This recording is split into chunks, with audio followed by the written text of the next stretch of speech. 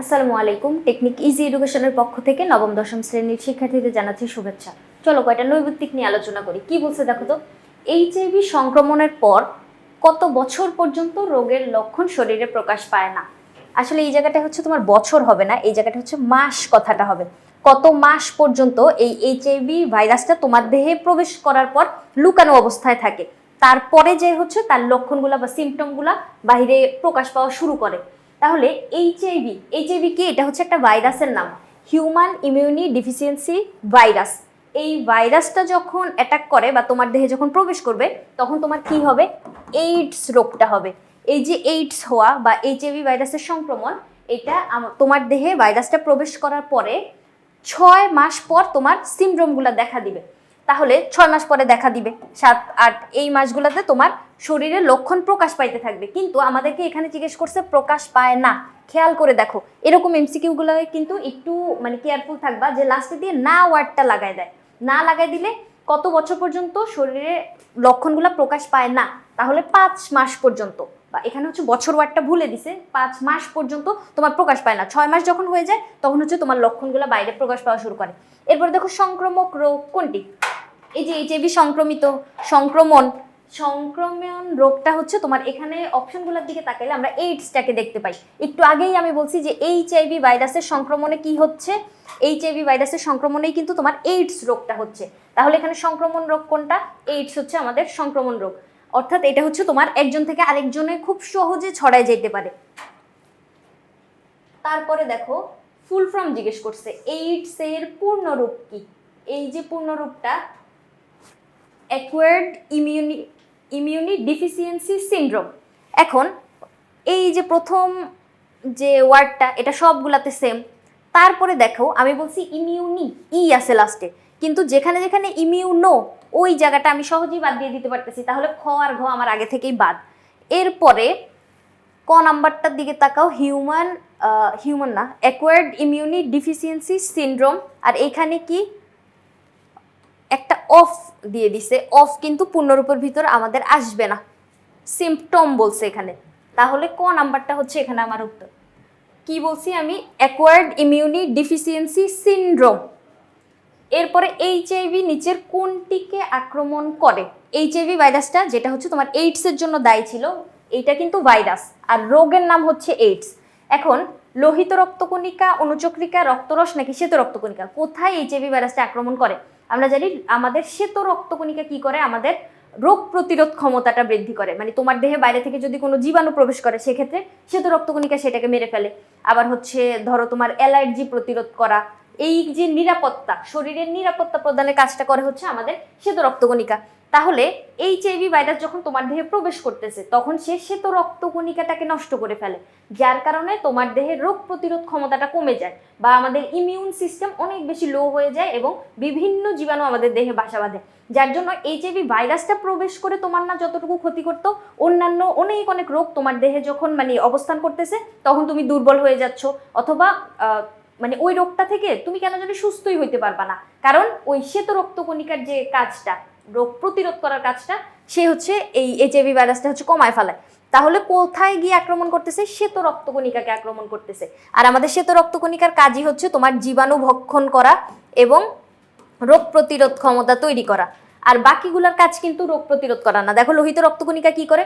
ও হচ্ছে পরিবহনের কাজ করে, যে কোনো কিছু পরিবহনের কাজ, অক্সিজেন পরিবহন, কার্বন ডাইঅক্সাইড পরিবহন, খাদ্য সার পরিবহন, তারপর হরমোন পরিবহন, যা কিছু পরিবহন বলো সব হচ্ছে লোহিত রক্তকণিকা করে। অনুচক্রিকা কি করে? অনুচক্রিকা হচ্ছে তোমার কোথাও যদি কেটে যায়, তখন ওই জায়গার ব্লাড ক্লটিং এর কাজটা করে, রক্ত তঞ্চনের কাজ করে, রক্ত পড়াটাকে থামায়, জমাট বাঁধায়। এরপরে রক্তরস কি করে? রক্তরসের ভিতরে তো সবগুলা রক্তকণিকা ভাসমান অবস্থায় থাকে। তাহলে রোগ প্রতিরোধের কাজটা কে করতেছে? শ্বেত রক্তকণিকা। আর এইচআইভি ভাইরাস গিয়ে ওই শ্বেত রক্তকণিকাকেই অ্যাটাক করে। এরপরের প্রশ্নটাই যাই চলো। এইচআইভি ভাইরাস আক্রান্ত ব্যক্তি থেকে সুস্থ ব্যক্তির দেহে প্রবেশ করে কিভাবে? প্রবেশ করে দেখো তো। এইচআইভি ভাইরাস কোনো একটা আক্রান্ত ব্যক্তির দেহতে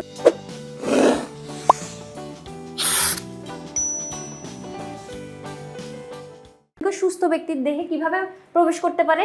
মেইনলি এই জায়গায় হচ্ছে তোমার তরল পদার্থের আদান প্রদানের সবচেয়ে বেশি ছড়ায় এই রোগটা। দেখো মায়ের বুকের দুধের মাধ্যমে, হ্যাঁ, যদি মা যদি আক্রান্ত হয় সেক্ষেত্রে মায়ের দুধ যখন সন্তান পান করবে তখন ওই সন্তানের দেহেও তোমার এইচআইভি ভাইরাসটা চলে যেতে পারে। এরপরে কি বলছে দেখো তো, যৌন ক্রিয়ার মাধ্যমে, হ্যাঁ যদি কোনো প্রোটেকশন ব্যবহার না হয়, যদি আক্রান্ত ব্যক্তির বীর্য আরেকজন মানে সুস্থ ব্যক্তির দেহে চলে যায় সেক্ষেত্রে হচ্ছে তোমার এইচআইভি ভাইরাসটাও চলে যাবে। আমি কি বলছি, তরল পদার্থের আদান প্রদানের মাধ্যমে। এরপরে সিরিজের মাধ্যমে, সিরিজ বলতে হচ্ছে তোমার ওই যে সুই, একই সুই যদি অনেকজনের ক্ষেত্রে ব্যবহার করা হয়, অনেকের ক্ষেত্রে যদি ইনজেক্ট করা হয়, সেক্ষেত্রে কোনো একজন আক্রান্ত ব্যক্তি যদি ইনজেক্ট করে, তার পরপরই যদি একজন সুস্থ ব্যক্তি ইনজেক্ট করে, সেক্ষেত্রে তার দেহে ওই এইচআইভি ভাইরাসটা চলে যাবে। তাহলে এই তিনটাই আমরা দেখতে পাচ্ছি যে তরল পদার্থের আদান প্রদান কিন্তু হচ্ছে। তাহলে আমরা তিনটাই এখানে সঠিক বলতে পারবো। এই তিনটা কারণই হচ্ছে তোমার এইচআইভি ছড়ানোর ক্ষেত্রে খুব বেশি মানে এফেক্টিভ কারণ বলতে পারি। এরপরে এইচআইভি এর পূর্ণরূপ জিজ্ঞেস করছে, হিউম্যান ইমিউনো ডিফিসিয়েন্সি ভাইরাস। তাহলে যেখানে তোমার ডিফিসিয়েন্সি নাই, এই যে এই দুইটাকে আমি আগেই বাদ দিয়ে দিতে পারতেছি। এরপরে হিউম্যান বলছি আমি, তাই না, হিউম্যান, তাহলে এই জায়গায় দেখো তো হিউমো, তাহলে আমি এই অপশনটাকেও বাদ দিয়ে দিতে পারতেছি। তাহলে গ নাম্বারটা হচ্ছে আমার উত্তর। তুমি কিন্তু এভাবে অপশন টেস্ট করার মাধ্যমেও বের করে ফেলতে পারো যে এই দুইটা হবে না, তুমি ড্যাম শিওর বাকি দুইটার ভিতর থেকে একটা হবে, এরকম করে বাদ দিয়েও কিন্তু আমরা বের করতে পারি। তাহলে হিউম্যান ইমিউনো ডিফিসিয়েন্সি ভাইরাস। এরপরে এইডস সর্বপ্রথম কোথায় চিহ্নিত হয়, মানে কোন দেশে সবার প্রথম হচ্ছে মানে এইডস রোগী পাওয়া গেছে বা এইচআইভি ভাইরাসটা সবার প্রথম শনাক্ত হয়েছে, এটা হচ্ছে আমাদের আমেরিকায়। এরপরে এইডস রোগের জন্য দায়ী কোনটি, এই যে এটা তো আমরা একদম শুরুতেই বলে ফেলছি, এইডসের জন্য দায়ী হচ্ছে তোমার এইচআইভি, তাই না, এইচআইভি ভাইরাসের কারণেই হচ্ছে এইডসটা হচ্ছে। তাহলে এইডস রোগের জন্য দায়ী হচ্ছে এইচআইভি ভাইরাস। এরপরে আসো, কোনটি দেহের স্বাভাবিক রোগ প্রতিরোধ ক্ষমতা ধ্বংস করে, দেহের স্বাভাবিক রোগ প্রতিরোধ ক্ষমতা ধ্বংস করে। এই যে দেখো এগুলো হচ্ছে ভিটামিন। ভিটামিন তো তোমার রোগ প্রতিরোধ ক্ষমতা ধ্বংস করবে না, আরো বাড়াবে। যদি ঘাটতি দেখা দেয় সেক্ষেত্রে আলাদা বিষয়, যে ভিটামিনের অভাবজনিত লক্ষণগুলো তোমার ভিতর দেখা যাবে, কিন্তু এই ভিটামিনকে আমরা মানে আগেই বাদ দিয়ে দিতে পারতেছি। এরপরে আছে নিকোটিন। দেখো নিকোটিন যদিও আমাদের দেহের জন্য ক্ষতিকর, তোমার শারীরিক মানসিক বিকৃতি ঘটাইতে পারে, কিন্তু রোগ প্রতিরোধ ক্ষমতা ধ্বংস করার জন্য নিকোটিনের চেয়ে এইচআইভিকে আমরা বেশি প্রাধান্য দিব, কারণ এইচআইভি হচ্ছে তোমার একদম ডিরেক্ট শ্বেত রক্তকণিকাকে অ্যাটাক করে, আর শ্বেত রক্তকণিকাই হচ্ছে আমাদের দেহের রোগ প্রতিরোধের কাজটা করে।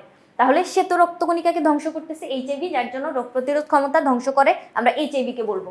এরপরে এইচআইভি দ্বারা সংক্রমণের ফলে, মানে এইচআইভি তোমার দেহে প্রবেশ করলে কি কি হবে, দেহের রোগ প্রতিরোধ ক্ষমতা নষ্ট হয়ে যাবে, হ্যাঁ অবশ্যই।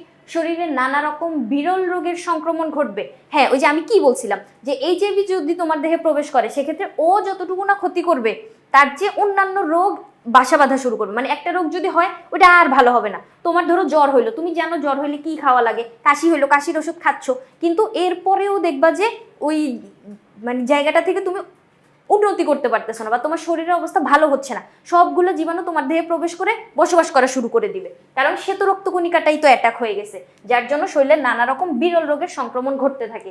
আক্রান্ত ব্যক্তি রোগের বাহক হিসেবে কাজ করে না। না কেন বলছে, আক্রান্ত ব্যক্তি তো বাহক হিসেবে কাজ করে, কারণ যে আক্রান্ত হয়েছে তার থেকে আরো অনেক মানুষে ছড়াইতে পারে। কিভাবে, ওই যে আমরা কারণগুলো কিন্তু পড়ছিলাম, তরল পদার্থের আদান প্রদানের মাধ্যমে। তাহলে সে অবশ্যই বাহক হিসেবে কাজ করবে, তার দেহের ভিতরে ওই জীবাণুটা সে বহন করে নিয়ে ঘুরতেছে।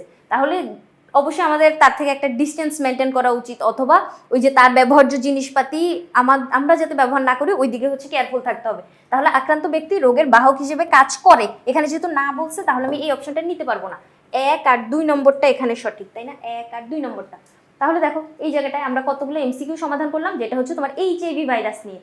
তাহলে এই ভাইরাস নিয়ে আমাদের ফুল ফর্মগুলো জানা লাগবে, ভাইরাসের নামটা, আর কত মাস পরে হচ্ছে প্রকাশ পায়, কোন দেশে প্রথম প্রকাশ পায়। ওইখানে বইয়ের ভিতর দেখবে ছোট্ট একটা ইতিহাস লেখা আছে, মানে কোথায় কি প্রকাশ হয়েছে, কত সালে, একবার রিডিং করে দিলেই হচ্ছে এই জায়গাটা কিন্তু খুবই সহজ, এইচআইভি ভাইরাস রিলেটেড এই কথাবার্তাগুলো।